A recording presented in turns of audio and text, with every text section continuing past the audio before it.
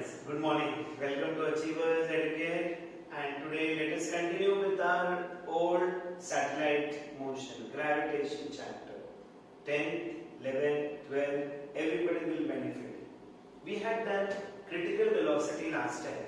Today we are going to do launching of satellite. The first part, how to launch a satellite. Even you and I can launch the satellite, correct? It's an economical task. The government can spend crores and millions of rupees for launching a satellite. But the principle of launching a satellite is very small. What is that principle of launching of satellite? आपको satellite launch करनी है, minimum 2 stages आपको याद रखने हैं. आपको क्या करना है? Satellite लेनी है. ये अर्थ है. ये अर्थ पे सैटेलाइट को ऊपर ले जाना है.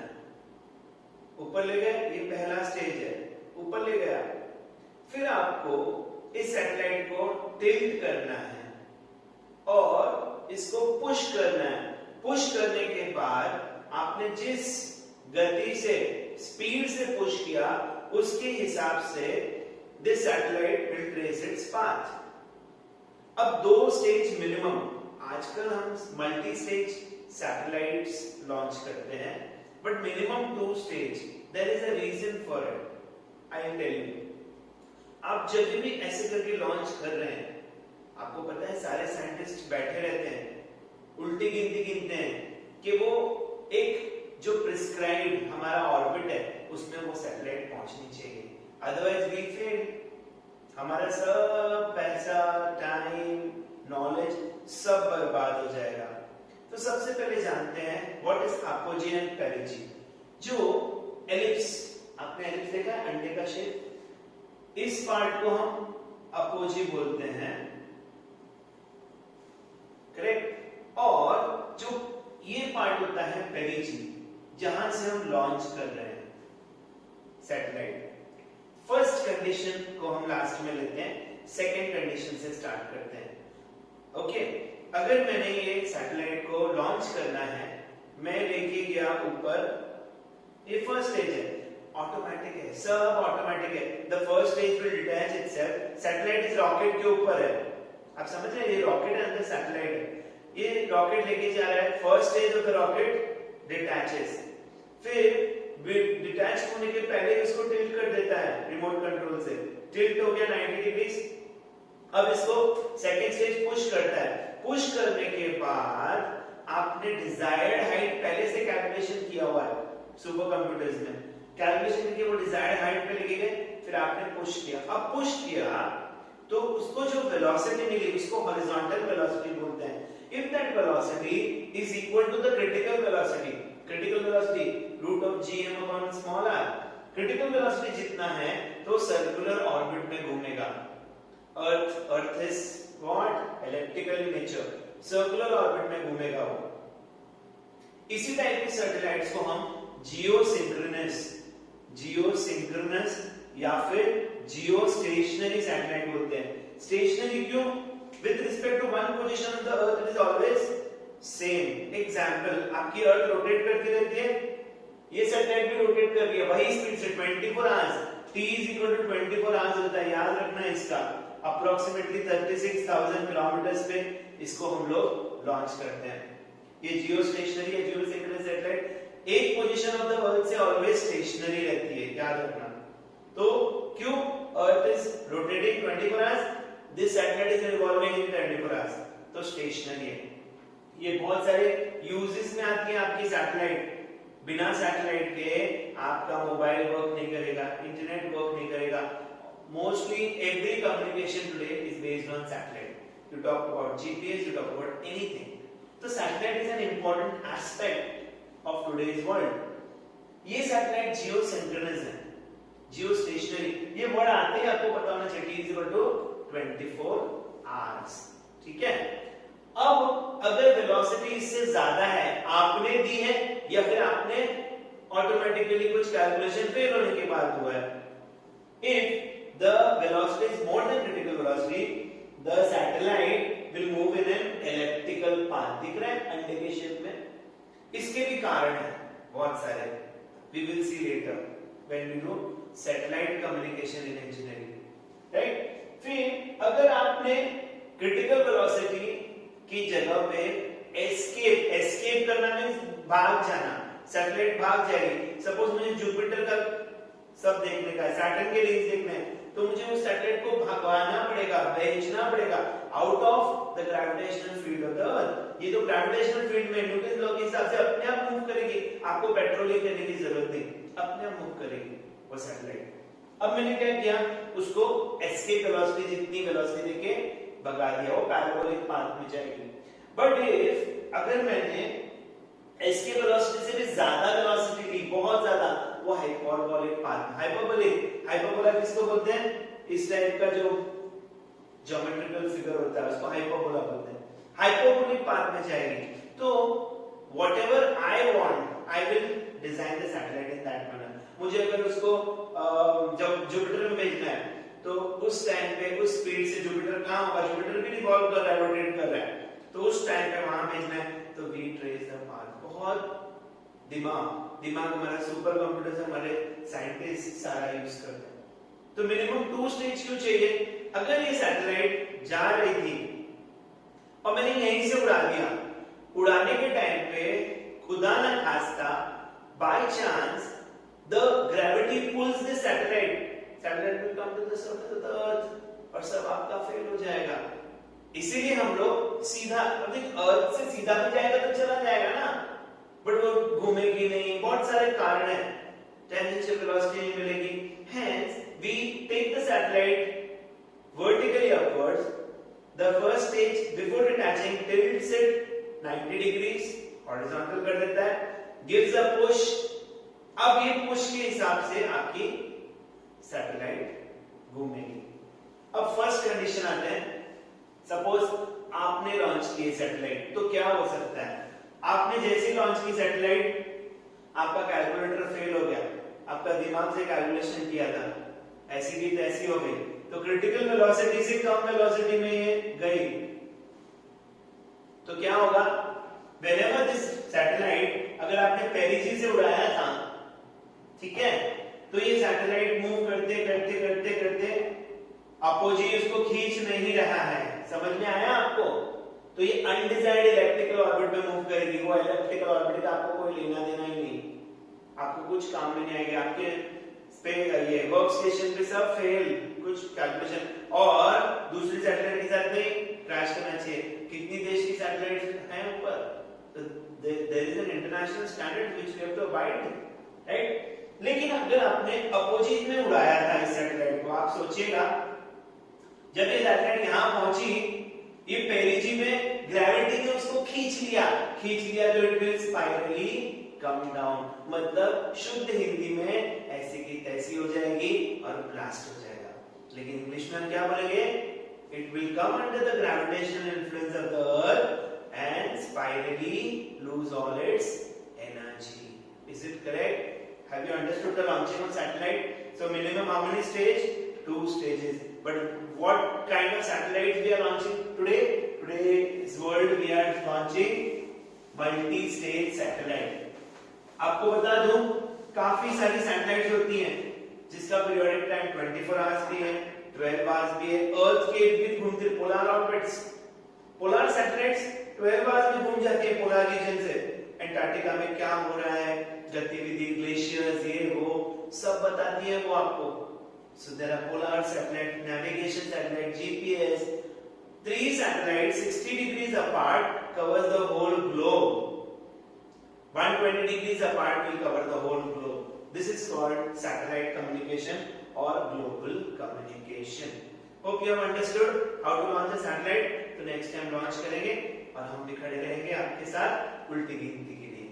Let us move ahead to our next topic, and the next topic is period of a satellite. जैसे हमने आपको बताया, P is called the periodic time of the satellite. What is time? Distance upon speed. बराबर है? What is the distance moved? Circle. Circle means 2 pi r. आपकी satellite अर्थ पे नहीं move करी, अर्थ से थोड़ा ऊपर है, इसलिए स्मॉल r लूंगा मैं. R is orbital radius, याद है? Orbital radius. Capital R plus h. R was the radius of the Earth, and h was the height from the surface of the Earth. Or what is the critical speed आपकी satellite circular path में move कर रही है, इसलिए 2 पाई are लिया है। Circular path के लिए v is equal to vc. What is vc का value? Remember root of gm upon r. Square करते हैं दोनों side, t square will become 4 pi square gm, r ऊपर जाएगा, r क्यूब हो जाएगा। नोट करो फ्रेंड्स, 4 pi gm सारा कांस्टेंट होने के कारण t square is proportional to r cube. तो the square of the satellite is proportional to the cube of orbital radius. पढ़ा है आपने, ये Kepler's third law of motion prove किया मैंने। अब ये gm की वैल्यू जैसे हमने लास्ट में vc में डाली थी, वैसे gm is equal to small g r square capital small gh small r square, ये सब वैल्यूज डाल के m की जगह पे आप 4 pi by 3 या 4 by 3 pi r cube रो, ये सब डाल के आप अलग अलग फॉर्मूला यूज कर सकते हैं, but t square is proportional to r cube. This you will remember. So what is periodic time? Let us define the time taken by the satellite to complete one revolution. Rotation नहीं, revolution around any planet. हम सब अर्थ की बात करते हैं तो अर्थ planet use करेंगे, otherwise any planet. Any problem to this point? Let's take the next part, energy. Energy of a satellite.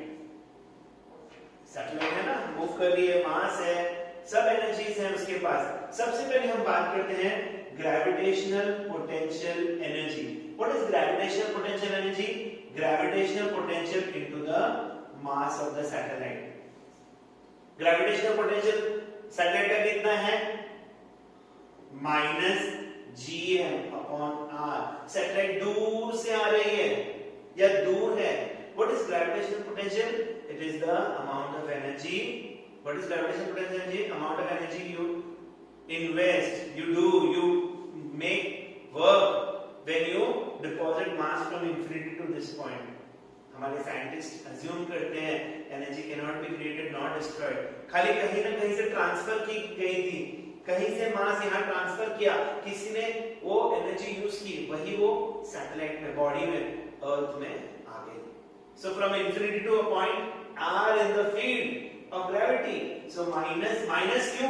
काम किया, work was done against, hence minus आया, और mass of the satellite m है, तो gravitational potential energy कितना हुआ? सिर्फ potential energy बोलो चलेगा, r is capital R plus h. What is kinetic energy of a satellite? Half mv square.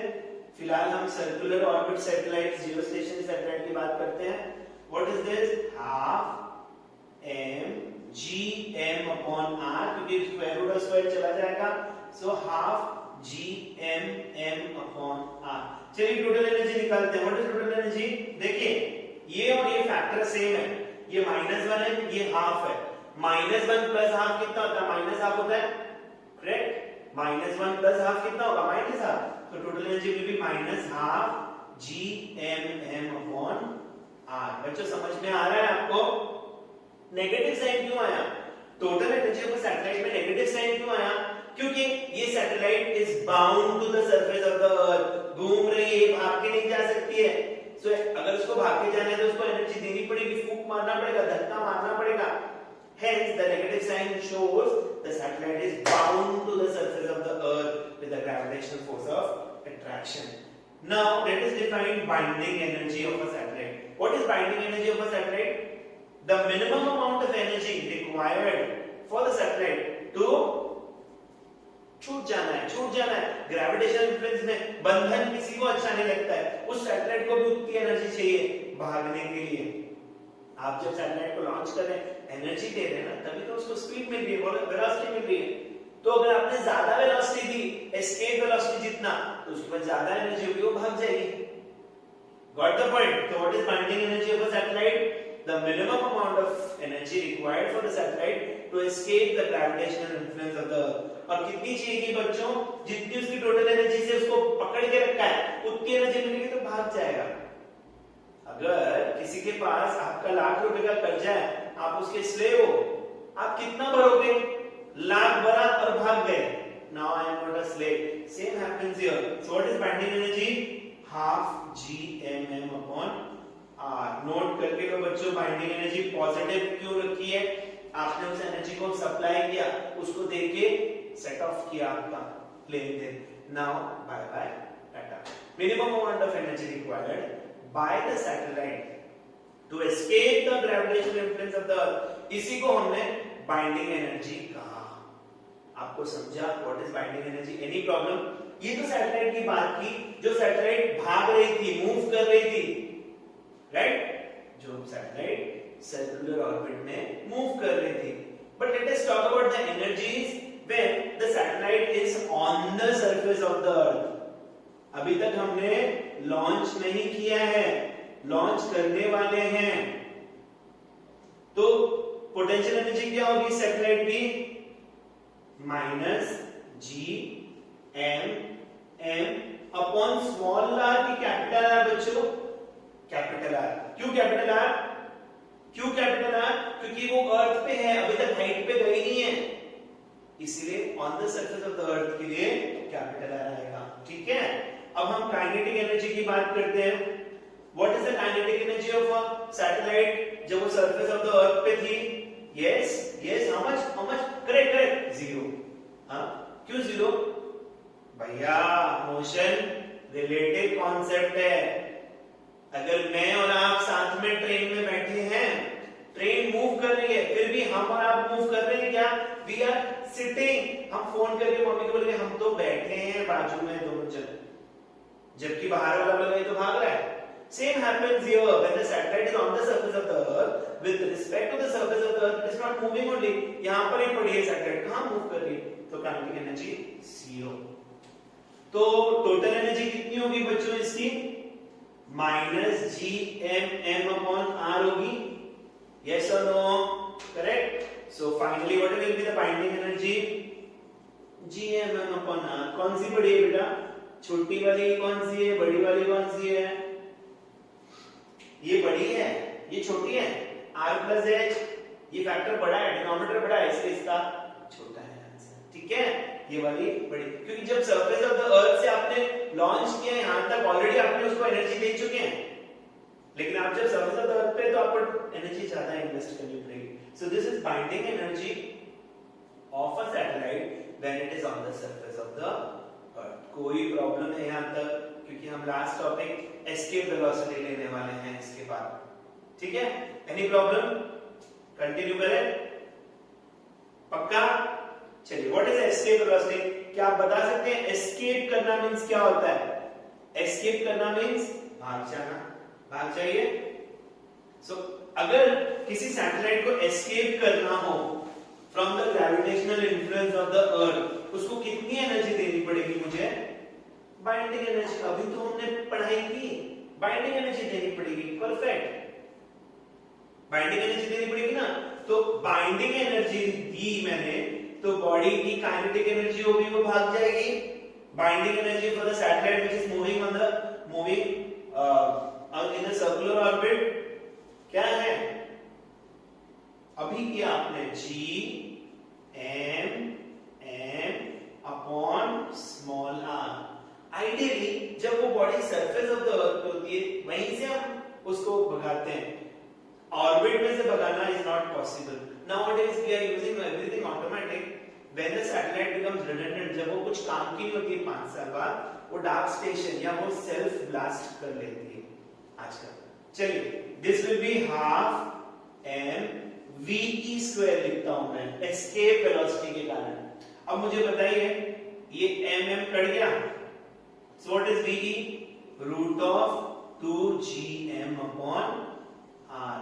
बच्चों आपको याद है क्या कुछ? gm upon r क्या था? रूट ऑफ क्रिटिकल वेलोसिटी था ना. तो it is root 2 times the critical velocity, मतलब 1.4, 1.5 गुना अप्रोक्सीमेटली ज्यादा. अगर क्रिटिकल वेलोसिटी से हमने वेलोसिटी या एनर्जी दी, तो वो बॉडी एस्केप कर जाएगी gravitational influence of the earth से. Any problem? No problem. So आपको चलते चलते एस्ट्रोनॉट्स के बारे में बताते हैं. आपको पता है, आपने पिक्चर्स देखी है, डिस्कवरी देखी है, एस्ट्रोनॉट्स वो लोग फ्लाई करते हैं स्पेस शटल में, क्यों? क्या होता है? They can not navigate without flying, they have to tie themselves, उनको बांध के सोना पड़ता है। देखिए काफी सारे पिक्चर्स हैं, साउथ इंडियन पिक्चर्स में भी दिया है, तो सूट रहते हैं उनके, एस्ट्रोनॉट्स देखे ना सब पैंट पहन के रहते हैं, तो उनको वेटलेसनेस फील होता है। क्या फील होता है? वेटलेसनेस। ये वेटलेसनेस क्यों फील होता है बच्चों? बहुत सिंपल कॉन्सेप्ट है, ये आपने लास्ट ईयर भी किया था इनर्शिया पढ़ने के टाइम पे। इनर्शियल मोशन में सूडो फोर्स एक्ट करता है, आपको याद होगा न्यूटन ने सूडो फोर्स का कॉन्सेप्ट दिया था। अगर ये अर्थ है और ये सैटेलाइट है, इस सैटेलाइट स्पेस शटल है, स्पेस शटल है, इसमें आपका ये एस्ट्रोनॉट है, दिख रहा है आपको? ये अर्थ है, ये स्पेस शटल है। सो अर्थ क्या कर रही है? जी दे रही है, it is what? Giving gravitation acceleration, gravitation force से खींच रही है इसको, परफेक्ट जी है। तो स्पेस शटल के ऊपर जी है। अब ये स्पेस शटल मूव कर रही है विद एन एक्सेलरेशन, तो ये एक्सेलरेटेड मोशन हुआ, मतलब ये नॉन इनर्शियल मोशन हुआ। अगर नॉन इनर्शियल मोशन है तो क्या होगा? जो भी बॉडीज नॉन इनर्शियल मोशन में एक्ट करती है, क्या होता है? सूडो फोर्स एक्ट करता है। यस, सूडो फोर्स क्या होता है? उल्टा होता है। तो आइडियली इसका वेट क्या था एस्ट्रोनॉट का? mg था, बट अब क्या होगा? g माइनस, क्योंकि g इसको यहां खींच रहा है, और माइनस g ना, स्पेस शटल कौन सा पेट्रोल से एक्सेलरेशन बढ़ा रहा है? स्पेस शटल में भी तो g ही एक्ट कर रहा है, वंस द बॉडी को g ही एक्ट कर रहा है, तो g माइनस g क्या हुआ? 0। तो वेट कितना हुआ बॉडी का? 0। Once again I will explain.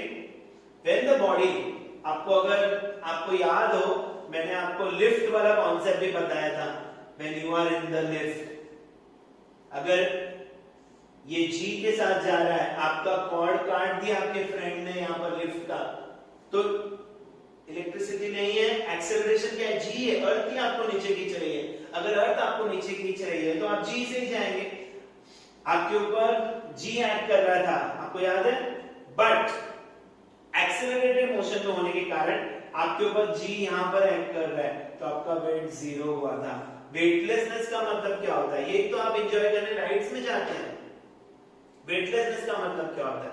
Weightlessness मतलब वेट नहीं है, आपकी किडनी खत्म नहीं हो गई, आपका स्टमक खत्म नहीं हो गया, वेट नहीं है, ग्रेविटी नहीं है। ग्रेविटी नहीं है तो क्या होगा? मैं अभी यहां पर क्यों खड़ा हूं? क्योंकि अर्थ मुझे खींच रही है, इसलिए मैं खड़ा हूं अर्थ पे। नॉर्मल रिएक्शन मिल रहा है, यहां पे नॉर्मल रिएक्शन नहीं मिलेगा, there is no force acting by me, तो earth will also not give you force. Newton का third law, Newton third law क्या बोलता है? जब आप फोर्स देंगे तभी तो अर्थ फोर्स देगी, आप फोर्स ही नहीं दे रहे, आपका वेट 0, तो अर्थ क्यों आपको फोर्स देगी? या स्पेस शटल भी फोर्स देगी। Therefore you can not touch what? The walls of the satellite space shuttle. इसी के कारण वेटलेसनेस एस्ट्रोनॉट्स को फील होता है। This finishes your gravitational motion. If you have any difficulties, please get back to me on my channel. Please, your comments are always welcome. Please subscribe my channel and please like. Thank you so much. This finishes your gravitation. If you have any difficulties, please write in the comment section. I will be reverting back to you. Thank you so much.